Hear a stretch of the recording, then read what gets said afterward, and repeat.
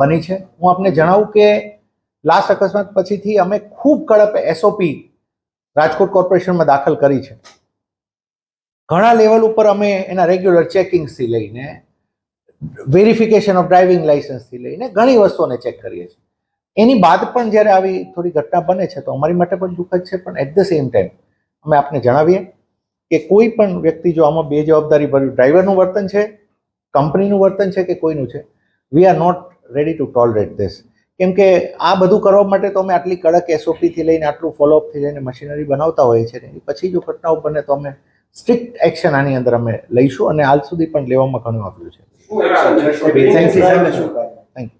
એની ઉપર હું આપને જણાવું છું કે અમે આની એક જવાબદારી નક્કી કરી અને પછી જો એજન્સી હશે તો એની સામે, ડ્રાઈવરની જો પર્ટિક્યુલર ભૂલ છે તો ડ્રાઈવર સામે it has to be seen કે ક્યાં ક્યાં કોની જવાબદારી. માની લો કે ડ્રાઈવર છે, બધી રીતે એને એજન્સીએ પોતાનું વેરિફિકેશન કર્યું, પછી ડ્રાઈવરની ભૂલ છે તો then driver will be punish. Sir, આ પ્રકારના ડ્રાઈવર અને કંડક્ટર બંને મુસાફરો સાથે બહુ ગેરવર્તન કરતા હોય છે, વારંવાર ફરિયાદો આવતી હોય છે. એમાં હું આપને જણાવું કે જ્યારે ભરતી કરે છે એજન્સીનું જ ક્યાં કામ લેટેસ્ટ આમાં એકદમ આપણે જજમેન્ટ ઉપર એ રીતે નહીં આવી શકે. આપણે એ જોવું પડે કે કેવા છે. મેં એના સીસીટીવી ફૂટેજ મેં પોતે જોયા છે અને મને પણ લાગે છે કે મોટી ભૂલ છે આની.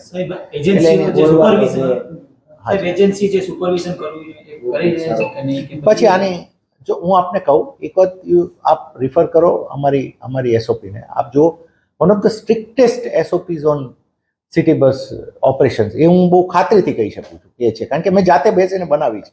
અમે એટલું સ્ટ્રિક્ટ કરીએ છીએ, પણ આ બધું કરતાના અંતે આવી ઘટના જ્યારે બને છે ત્યારે અમારી માટે પણ એ વસ્તુ છે કે આનું અમે મૂળ સુધી જઈને જોઈશું કે કયા સંજોગોમાં બને. બાકી આપણા ડ્રાઈવર્સ આપણે પહોંચીએ છીએ દરેક કેસમાં આપણે એક્શન લઈએ છીએ. ઇનફેક્ટ દરેક એક્સિડન્ટની અમે 2 કલાકમાં તો અમારો પ્રાઇમરી ચાલુ કરી દઈએ છીએ. પ્રાથમિક હકીકતની અંદર સાહેબ આ દારૂ પીધેલો હતો અને ફરિયાદ પણ નોંધાયેલી છે.